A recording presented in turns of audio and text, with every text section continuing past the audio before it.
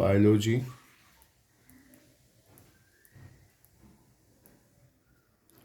ધોરણ 12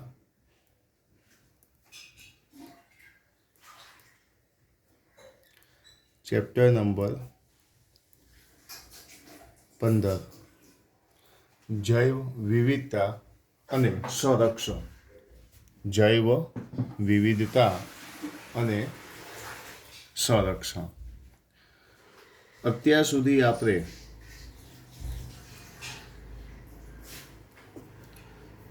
જૈવ વિવિધતાની પ્રસ્તાવનાનો અભ્યાસ કર્યો. સૌથી પહેલાં આપણે જોઈએ એની પ્રસ્તાવના. ચેપ્ટર નંબર 15ની વાત કરીએ તો પ્રસ્તાવનાનો અભ્યાસ કર્યા પછી વાત આવી 15.1ની. 15.1 કે 15.1ની અંદર આપણે જોયું જૈવ વિવિધતા, કે જેમાં આપણે જૈવ વિવિધતાના સ્તરો વિશેનો અભ્યાસ કર્યો. જનીનિક વિવિધતા, જાતિ વિવિધતા અને નિવસન તંત્રની વિવિધતા એટલે કે પરિસ્થિતિ વિવિધતા. ઓકે. પછી 15.1 એમાંય પાછો પહેલો મુદ્દો 15.1નો એક પોઈન્ટ કે પૃથ્વી પર અને ભારતમાં કેટલી જાતિઓ છે.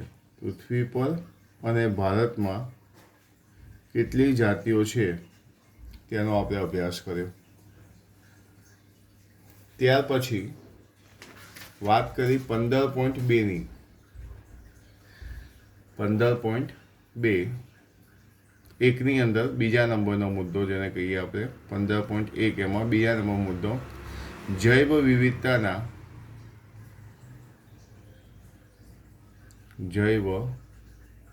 વિવિધતાના પ્રતિરૂપો એટલે કે તેની વાતો, કે જેની અંદર આપણે અક્ષાંશીય ઢોરાંશ, કે જેમાં આપણે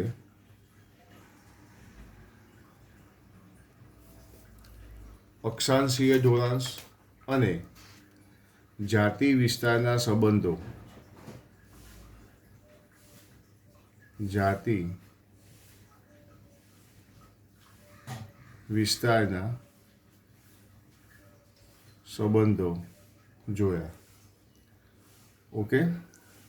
પછી વાત કરીએ આપણે 15.1 એમાં ત્રીજા નંબરનો ટોપિક નિવસન તંત્ર માટે જૈવ વિવિધતાનું મહત્વ. નિવસન તંત્ર માટે જૈવ વિવિધતાનું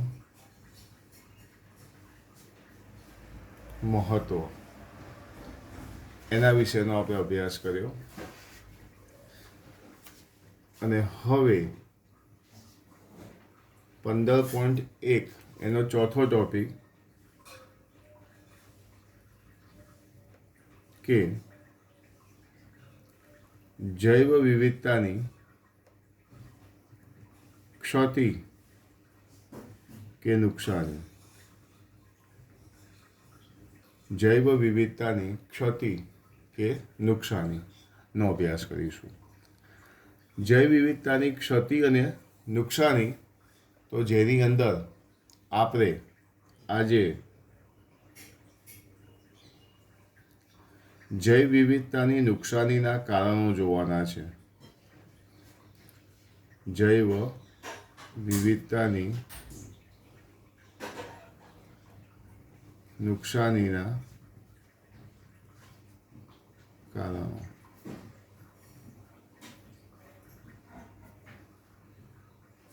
જૈવ વિવિધતાની નુકસાનીના કારણો. તો જાતિ વિલોપન વધતો જાય છે. આજે આખું વિશ્વ જાતિ વિવિધતાનો સામનો કરી રહ્યું છે. તેનું મુખ્ય કારણ માનવ પ્રવૃત્તિઓ છે. તેનું મુખ્ય કારણ શું છે? માનવ પ્રવૃત્તિઓ છે. એટલે હું અહીંયા એવું લખું, જાતિ વિલોપનનો વધતો દર કે જેનો વિશ્વ સામનો કરી રહ્યું છે, કે જેનો વિશ્વ આજે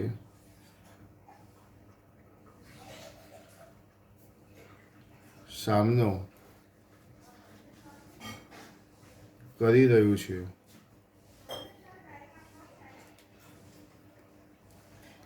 તે મુખ્યત્વે માનવ પ્રવૃત્તિઓને કારણે છે. તે મુખ્યત્વે માનવ પ્રવૃત્તિઓને કારણે છે. કે જાતિ વિલોપનનો દર કે જેનો વિશ્વ આજે સામનો કરી રહ્યો છે, તે મુખ્યત્વે માનવ પ્રવૃત્તિઓને કારણે છે. તેના મુખ્ય 4 કારણો છે. બીજો મુદ્દો,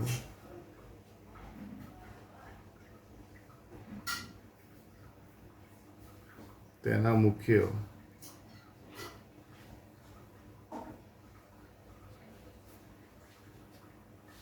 4 કારણો છે. પહેલું, વસવાટી નુકસાન અને અવખંડન. વસવાટી નુકસાન અને અવખંડન. બીજા નંબરમાં આવશે અતિશોષણ. બીજા નંબરમાં શું આવશે? અતિશોષણ. પહેલું કયું? વસવાટી નુકસાન અને અવખંડન. બીજું આવશે અતિશોષણ. ત્રીજું આવશે વિદેશી જાતિઓનું આક્રમણ. વિદેશી જાતિઓનું આક્રમણ. અને ચોથા નંબરમાં આવશે સહવિલોપન. સહવિલોપન કે સહલુપ્તતા. આના માટે જૈવ વિવિધતાની નુકસાનીના કારણો જે છે એને 4 કારણો મેં લખ્યા. પહેલું વસવાટી નુકસાન અને અવખંડન. બીજું છે અતિશોષણ. ત્રીજું છે વિદેશી જાતિઓનું આક્રમણ. ચોથું આવશે સહવિલોપન અને સહલુપ્તતા. આ 4 વિશે આપણે સ્ટેપ બાય સ્ટેપ જોઈશું. સૌથી પહેલું તો છે વસવાટી નુકસાન અને અવખંડન. પ્રાણીઓ અને વનસ્પતિ જે લુપ્ત થઈ રહી છે તેનું જો મુખ્ય કારણ કહીએ તો પહેલું જ આવે વસવાટી વિલોપન. આ માટેનું સૌથી મુખ્ય કારણ છે. પ્રાણીઓ અને વનસ્પતિઓના વિલોપન માટેનું જો મુખ્ય કારણ હોય તો એ કયું છે? વસવાટી નુકસાન છે. ઉષ્ણકટિબંધના વર્ષાવનોમાં, સમજો ખાસ બધા, ઉષ્ણકટિબંધના વર્ષાવનોમાં થતી વસવાટ નાબૂદી એ નાટ્યાત્મક ઉદાહરણ કહી શકાય. કે ઉષ્ણકટિબંધમાં જે વર્ષાવનોમાં ધીમે ધીમે વસવાટ નાબૂદી એનું ઉદાહરણ કહી શકાય. એક સમય એવો હતો કે જ્યાં વર્ષાવનો પૃથ્વીની જમીનની સપાટીના 14% કરતાં પણ વધારે વિસ્તાર આવરી લેતા હતા, કે જ્યાં અત્યારે માત્ર કેટલા ટકા છે? 6% કરતાં પણ ઓછો વિસ્તાર છે. વસવાટી નુકસાન. એક સમય હતો કે જ્યાં વર્ષાવનો પૃથ્વીની જમીન સપાટીના 14% કરતાં પણ વધારે વિસ્તાર આવરી લેતા હતા. અત્યારે શું છે? 6% કરતાં પણ વધારે વિસ્તાર આવરતા નથી. તેઓ ખૂબ જ ઝડપથી નાશ પામી રહ્યા છે. બીજી વાત કરીએ એમેઝોન વર્ષા જંગલો. એમેઝોન એટલે કે શું કહેવાય છે? પૃથ્વી પરના ફેફસા કહેવાય છે, કે જ્યાં લાખો જાતિઓ આશ્રય છે. પણ એમેઝોનના જે જંગલો જે છે એને પણ સોયાબીનની ખેતી માટે તેને કાપીને સાફ કરી દેવામાં આવ્યું છે. એ ધીમે ધીમે એ વિસ્તાર ઘટી રહ્યો છે. સંપૂર્ણ વસવાટ નાબૂદી ઉપરાંત પ્રદૂષણના કારણે પણ આવા વસવાટો અવનતિકરણ થયા છે. જ્યારે વિવિધ પ્રવૃત્તિઓને કારણે વિશાળ વસવાટો નાના ખંડોમાં વિભાજિત કરી દેવામાં આવ્યા છે. એટલે એક જ વસ્તુ કહી શકાય કે વસવાટી નુકસાન, જે પ્રાણીઓ રહે છે, આજે સમજો અભયારણ્યની અંદર પ્રાણીઓ રહે છે, અભયારણ્યના જંગલોની અંદર એ જોવા મળે છે. જો અભયારણ્યને ધીમે ધીમે નાના કરી દેવામાં આવે કે જંગલોને દૂર કરવામાં આવે તો જે વનસ્પતિ પ્રાણીઓના જે વસવાટ છે છીનવાઈ જશે, અને વસવાટને નુકસાન થશે એટલે જૈવ વિવિધતાને નુકસાન થશે. ધીમે જંગલો કપાઈ રહ્યા છે, રસ્તાઓ મોટા થઈ રહ્યા છે, કે ખીણ બનાવી છે, રસ્તા બનાવવા છે, રેલવે ટ્રેક બનાવવા છે, જેના કારણે વનસ્પતિ અને પ્રાણીઓની જાતિઓ જે છે એ ધીમે લુપ્ત થઈ રહી છે. તો વનસ્પતિ અને પ્રાણીઓની જાતિ જે લુપ્ત થઈ રહી છે તેનું મુખ્ય કારણ જોવા જઈએ તો વસવાટી નુકસાન કહી શકાય. જેમ આપણે 2 થી 3 ઉદાહરણ જોયા. પહેલું ઉદાહરણ કયું જોયું? ઉષ્ણકટિબંધના વર્ષાવનોવાળું, બરાબર, જેની ફરીથી પણ આપણે ચર્ચા હજી કરીશું. બીજું નામ છે અતિશોષણ. અતિશોષણ એટલે શું? તો મનુષ્ય, પ્રાણીઓ અને વનસ્પતિમાંથી આપણને ઘણી બધી વસ્તુ મળે છે, પરંતુ મનુષ્યની આવશ્યકતા જે લાલચમાં બદલાઈ જાય, મનુષ્યની આવશ્યકતા જો લાલચમાં બદલાઈ જાય તો તેને આપણે શું કહીશું? અતિશોષણ. તમે જુઓ, મનુષ્યના અતિશોષણને કારણે છેલ્લા 500 વર્ષોમાં સ્ટીલર્સી કાઉ, પેસેન્જર પિજિયનની ઘણી બધી જાતિઓ લુપ્ત થઈ ગઈ છે. આજે ઘણી દરિયાઈ માછલીઓની વસ્તી વધુ પડતા શિકારને કારણે વિશ્વમાં ઓછી થઈ ગઈ રહી છે, બરાબર છે. એટલે આ બધી વસ્તુ આપણને ધ્યાનમાં રાખવી પડશે કે વનસ્પતિ અને પ્રાણીઓમાંથી જે નીપજ મળે છે, બરાબર છે, આવશ્યકતા બરાબર, પણ જો આવશ્યકતા લાલચમાં ફેરવાઈ જાય તો તેને આપણે શું કીધું? અતિશોષણ. ત્રીજું નામ છે વિદેશી જાતિઓનું આક્રમણ. જ્યારે વિદેશી જાતિઓને અજાણતા કે ઇરાદાપૂર્વક કોઈપણ પ્રદેશમાં દાખલ કરવામાં આવે તો આપણી જે દેશી જાતિઓ છે, બરાબર છે, એની અંદર ધીમે ઘટાડો જોવા મળે છે. જ્યારે નાઇલ પર્સને, એક જાતની મીઠા પાણીની માછલીને પૂર્વ આફ્રિકાના વિક્ટોરિયા સરોવરમાં દાખલ કરવામાં આવી તો તેના પરિણામ સ્વરૂપ જે સ્થાનિક માછલીઓ હતી એ બધી એક સાથે શું પામી? વિલોપન પામી. એવા ઘણા બધા એક્ઝામ્પલ્સ આપણે આપી શકીએ. અને સવિલોપન, એક સાથે એક જાતિ, જ્યારે એક જ જાતિ લુપ્ત થઈ જાય ત્યારે તેની સાથે સંકળાયેલી ઘણી બધી વનસ્પતિ અને પ્રાણીની જાતિઓ સંકળાયેલી હોય એ પણ લુપ્ત થઈ જાય તો તેને શું કહેવાય છે? સવિલોપન. એક જાતિ લુપ્ત થવાને કારણે તેની સાથે જે બીજી કેટલીક પણ જાતિ સંકળાયેલી હોય અને બધી લુપ્ત પામે એને શું કહેવામાં આવે છે? સવિલોપન કે સલુપ્તતા કહેવામાં આવે છે. તો અહીંયા મેં લખ્યું છે જૈવ વિવિધતાની નુકસાનીના કારણો મુખ્યત્વે કેટલા છે? 4 છે. પહેલું કયું છે? વસવાટી નુકસાન અને અવખંડન. બીજું છે અતિશોષણ. ત્રીજું છે વિદેશી જાતિઓનું આક્રમણ. ચોથું છે સવિલોપન અને સલુપ્તતા.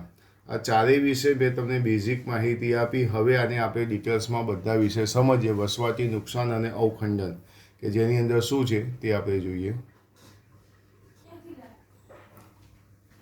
હવે આપણે જોઈશું દરેક મુદ્દાને ડિટેલ્સમાં. જેમ કે સૌથી પહેલાં હતું વસવાટી નુકસાન. સૌથી પહેલાં હતું વસવાટી નુકસાન અને અવખંડન.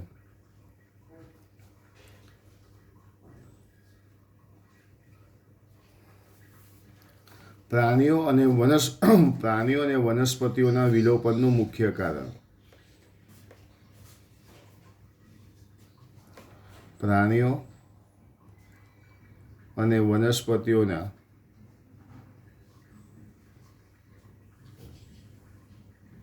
વિલોપનનું મુખ્ય કારણ જો કોઈ હોય તો એ કયું છે? વસવાટી નુકસાન. ઓકે, ચલો સેકન્ડ નંબરની વસ્તુ હું તમને ઉદાહરણ આપી દઉં.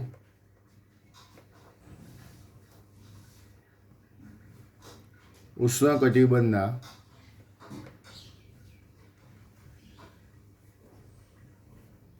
વર્ષાવનો. ધ્યાન આપજો. ઉષ્ણકટિબંધના વર્ષાવનો માં વસવાટ આની અંદર પણ શું થઈ રહી છે? વસવાટ નાબૂદી. આની અંદર પણ શું થઈ રહી છે? વસવાટ નાબૂદી. હાવ કેવી રીતે? તો એક સમય હતો કે આ જે વર્ષાવનો જે છે એ પૃથ્વીની જમીન સપાટીના 14% કરતાં પણ વધારે વિસ્તાર ધરાવતા હતા. પૃથ્વીની જમીન સપાટીના 14% કરતાં પણ વધારે વિસ્તાર ધરાવતા હતા. જ્યારે હાલમાં આ વિસ્તાર 6% કરતાં વધારે છે. 6% કરતાં વધારે છે. એનો મતલબ તેઓ ખૂબ જ ઝડપથી નાશ પામી રહ્યા છે. એનો મતલબ તેઓ ખૂબ જ ઝડપથી શું પામી રહ્યા છે? નાશ પામી રહ્યા છે. એક બીજું એક્ઝામ્પલ આપ્યું, એમેઝોન વર્ષાવન.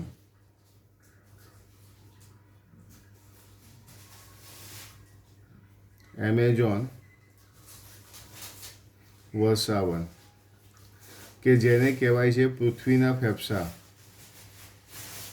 કે જે પૃથ્વીના ફેફસા તરીકે ઓળખાય છે. બરાબર છે. અહીં પણ લાખો જાતિઓનો નાશ થઈ રહ્યો છે. એમેઝોન વર્ષાવનમાં લાખો જાતિઓનો નાશ થઈ રહ્યો છે. એમેઝોન વર્ષાવનને સોયાબીનની ખેતી માટે કાપવામાં આવે છે.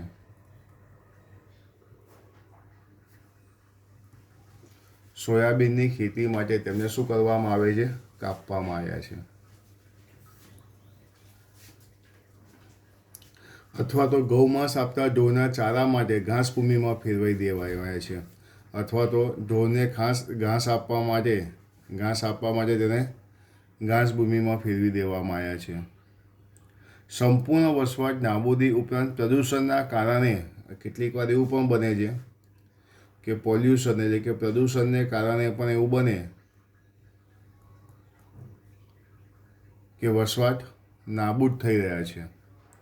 વસવાટો અવનતિકરણ થાય છે. ઘણી જાતિઓના અસ્તિત્વ માટે પ્રદૂષણ છે, તો પ્રદૂષણના કારણે પણ કેટલીક જાતિઓ નાશ પામી શકે છે. એમના માટે ખતરો ઊભો થઈ શકે છે. આ સિવાય જો વાત કરીએ માનવ પ્રવૃત્તિઓને કારણે વિશાળ વસવાટો જે છે એ નાના નાના ખંડોમાં વિભાજિત થયા છે. નાના નાના ખંડોમાં વિભાજિત કરી દેવામાં આવ્યા છે. ત્યારે સસ્તનો અને પક્ષીઓને મોટા પ્રદેશોની જરૂરિયાત છે. નાના નાના ખંડોમાં વિભાજિત કરી દેવા. સસ્તન અને પક્ષીઓને કેવા ખંડો જોઈએ? મોટા જોઈએ. સસ્તન અને પક્ષીઓને હંમેશા મોટા પ્રદેશોની જરૂરિયાત રહે છે. એટલે જો નાના નાના ખંડોમાં વિભાજિત કરવામાં આવે તો સસ્તન અને પક્ષીઓ પર સૌથી વધુ અસર જોવા મળે છે.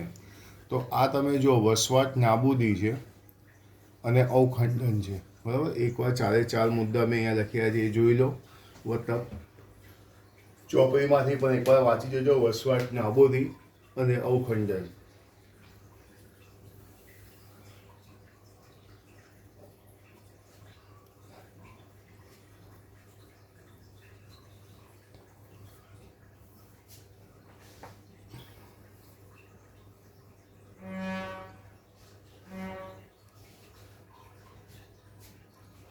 ત્યાર પછી આપણે જોઈશું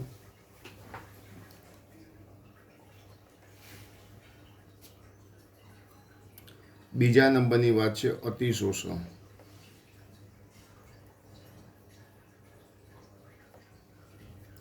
બીજા નંબરની વાત છે અતિશોષણ. તો એની અંદર એવું લખીશ, મનુષ્ય હંમેશા ખોરાક અને વસવાટ માટે, ખોરાક અને આશ્રય એટલે કે વસવાટ માટે પ્રકૃતિ પર આધાર રાખે છે.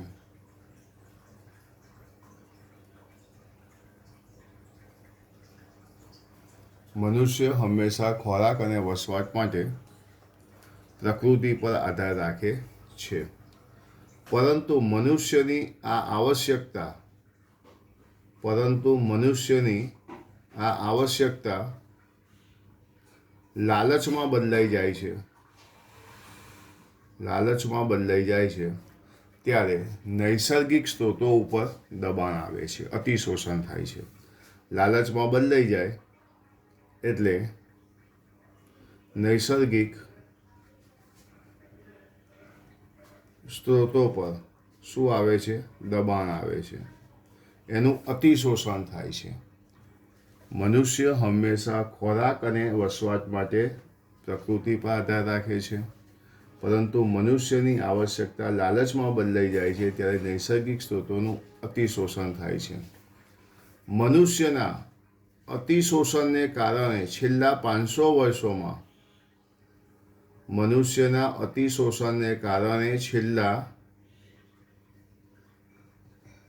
વર્ષોમાં સ્ટીલર સી કાઉ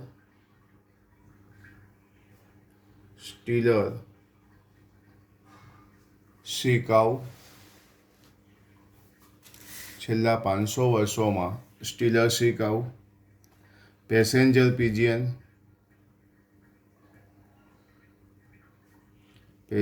પિજિયનની ઘણી જાતિઓ લુપ્ત થઈ ગઈ છે. આ કબૂતરની જાતિ હતી. અમેરિકાની અંદર એનો ખોરાક તરીકે વધુ પડતો ઉપયોગ કરવામાં આવ્યો, શિકાર કરવામાં આવ્યો. મનુષ્ય દ્વારા અતિશોષણને કારણે છેલ્લા 500 વર્ષોમાં સ્ટીલર સી કાઉ, પેસેન્જર પિજિયનની ઘણી જાતિઓ લુપ્ત થઈ ગઈ છે. આજે ઘણી દરિયાઈ માછલીઓની વસ્તી વધુ પડતા શિકારને કારણે સમગ્ર વિશ્વમાં ઓછી થઈ ગઈ છે. દરિયાઈ માછલીઓ શિકારને કારણે તેની સંખ્યા ઘટી ગઈ છે. દરિયાઈ માછલીઓની સંખ્યા ઘટી રહી છે, બરાબર છે. જેના કારણે વ્યવસાયિક મહત્ત્વની જાતિઓનું લાંબુ અસ્તિત્વ પણ ખતરામાં મુકાયું છે. દરિયાઈ માછલીઓ જે છે એના શિકારને કારણે તેની સંખ્યા શું થઈ ગઈ છે? ઓછી થઈ ગઈ છે. અતિશોષણ કોને કહેવાય? કે મનુષ્યને ખોરાક અને વસવાટ માટે પ્રકૃતિ પર આધાર રાખવો પડે છે, પરંતુ જ્યારે આ આવશ્યકતા લાલચમાં ફેરવાઈ જાય છે ત્યારે નૈસર્ગિક સ્ત્રોતો ઉપર દબાણ આવે છે, જેને અતિશોષણ કહેવાય છે. છેલ્લા 500 વર્ષોમાં માનવ પ્રવૃત્તિઓની અતિશોષણને કારણે સ્ટીલર સી કાઉ, પેસેન્જર પિજન જેવી જાતિઓ લુપ્ત થઈ ગઈ છે.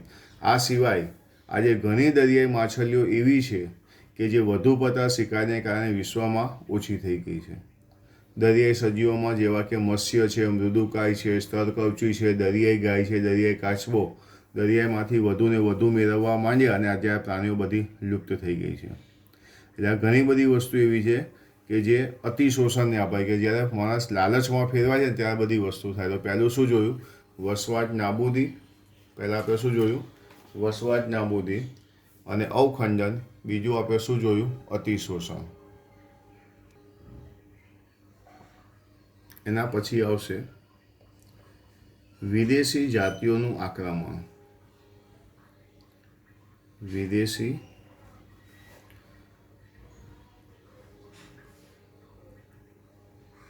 જાતિઓનું આક્રમણ. હવે વિદેશી જાતિઓનું આક્રમણ એમાં હું તમને એવું કહું કે જ્યારે વિદેશી જાતિઓને જાણતા, અજાણતા કે ઈરાદાપૂર્વક, જે વિદેશી જાતિઓ જે છે એને અજાણતા કે જાણતા મતલબ ઈરાદાપૂર્વક કોઈ પણ આશયથી કોઈ પણ પ્રદેશમાં દાખલ કરવામાં આવી. વિદેશી જાતિઓને કોઈ પણ પ્રદેશમાં દાખલ કરવામાં આવે છે ત્યારે તેમાંની કેટલીક જાતિઓ આક્રમક બની. આ દાખલ કરો, વિદેશી જાતિઓને કોઈ પણ પ્રદેશમાં દાખલ કરો તો તેઓ શું બની? ત્યારે તેમાંની કેટલીક જાતિઓ આક્રમક બની જાય. આક્રમક બની ત્યાંની સ્થાનિક જાતિઓમાં ઘટાડો અથવા તો વિલોપન કરે છે. આ જે સ્થાનિક જાતિઓમાં ઘટાડો અથવા વિલોપન કરે છે. ફરીથી એકવાર, વિદેશી જાતિઓ ને અજાણતા કે ઈરાદાપૂર્વક કોઈ પણ આશયથી કોઈ પણ પ્રદેશમાં દાખલ થાય છે ત્યારે તેમાંની કેટલીક જાતિઓ આક્રમક બની જાય છે અને ત્યાંની સ્થાનિક જાતિઓ પર શું કરે છે? ઘટાડો કરે છે અથવા તો વિલોપન કરે છે. એનું એક એક્ઝામ્પલ આપીએ કે એમાં એક્ઝામ્પલમાં હું લખીશ નાઇલ પર્સને એક જાતની મીઠા પાણીની માછલીને, નાઇલ પર્સ જે છે એક જાતની મીઠા પાણીની માછલીને પૂર્વ આફ્રિકાના વિક્ટોરિયા સરોવરમાં દાખલ કરી હતી. એને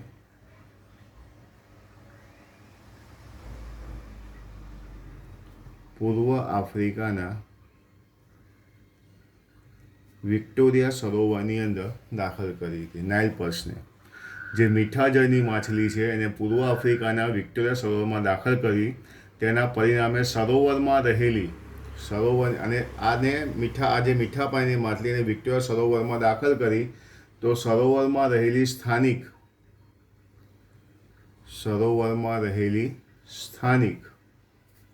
કઈ માછલી આ યાદ રાખજો, એમસીક્યુમાં પૂછાય છે.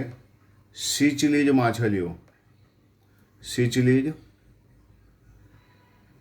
માછલીઓ 200થી વધારે જાતિઓની એકસાથે લુપ્ત થઈ ગઈ. 200થી વધારે જાતિઓ એકસાથે શું થઈ ગઈ? લુપ્ત થઈ ગઈ. એક એક્ઝામ્પલ. નાઇલ પર્સ કે જે મીઠા પાણીની માછલીને પૂર્વ આફ્રિકાના વિક્ટોરિયા સરોવરમાં જ્યારે દાખલ કરી તો તેના કારણે સિચ્યુએશન કેવી ઉત્પન્ન થઈ? સરોવરમાં રહેલી સ્થાનિક સિચલીજ માછલીઓની 200થી વધારે જાતિઓ એક સાથે શું થઈ ગઈ? વિલુપ્ત થઈ ગઈ. એના પછીનો એક મુદ્દો, ગાજર ઘાસ, જેને કહેવાય છે કેરેટ ઘાસ પણ કહેવાય છે, અથવા તો એને કહેવામાં આવે છે પાર્થેનિયમ. ઓકે, ગાજર ઘાસને શું કહેવાય છે? પાર્થેનિયમ પણ કહેવામાં આવે. પછી જે ગંધારી, જેને લેન્ટાના કેમેરા કહેવામાં આવે છે. પછી જે જળકુંભી, આ નામ પણ બધાએ સાંભળેલું છે, જળકુંભી. જળકુંભીને કહેવાય છે વોટર હાયસિન્થ અથવા તો આઇકોનિયા. બરાબર. આ બધી આક્રમક નિંદણ જાતિઓ દ્વારા, આ બધી શું છે? ગાજર ઘાસ, ગંધારી, જળકુંભી જેવી આક્રમક નિંદણ જાતિઓ દ્વારા પર્યાવરણીય નુકસાન અને આપણી સ્થાનિક જાતિઓ માટે ઉદ્ભવેલા ખતરાથી પરિચિત છીએ. આ ગાજર ઘાસ, ગંધારી અને જળકુંભી વિદેશી જાતિઓનો લોપ બનેલો છે. એના પછી આપણે વાત કરીએ તો તાજેતરમાં જળચર સજીવના ઉછેર માટે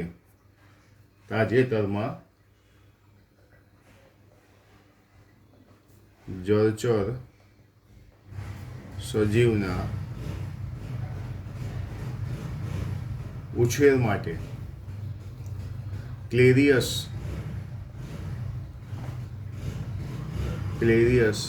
ગેરીપિનસ, આ પણ એમસીક્યુ માટે સારો સવાલ છે. ક્લેરિયસ ગેરીપિનસ નામની આફ્રિકન કેટફિશને, આ શું છે? આફ્રિકન કેટફિશને જળચર સજીવ ઉછેરના હેતુ માટે ક્લેરિયસ ગેરીપિનસ આફ્રિકન કેટફિશને ગેરકાયદેસર રીતે આપણી નદીઓમાં લાવવામાં આવ્યા. અને આપણી નદીઓમાં લાવવામાં આવ્યા પરિણામે સ્થાનિક કેટફિશ માછલીઓ હતી. સ્થાનિક કેટફિશ માછલીઓ માટે શું ઊભું થયું? જોખમ ઊભું થયું. જળચર સજીવના ઉછેર માટે આફ્રિકન કેટફિશને લાયા તો એના કારણે થયું શું? તો કે આપણું જે સ્થાનિક હતું એને શું થયું? નુકસાન થયું. જ્યારે છેલ્લું કારણ છે સહવિલોપન અને સલુપ્તતા. સહવિલોપન અને સહલુપ્તતા. સહવિલોપન અને સહલુપ્તતા. હું તમને અહીંયા એમ કહું કે જ્યારે કોઈ એક જાતિ લુપ્ત થાય છે, જ્યારે કોઈ એક જાતિ લુપ્ત થાય તો તેની સાથે સંકળાયેલી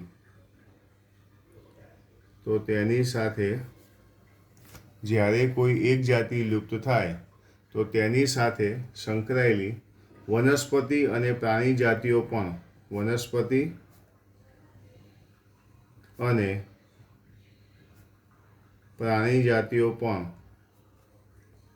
ફરજિયાતપણે લુપ્ત થાય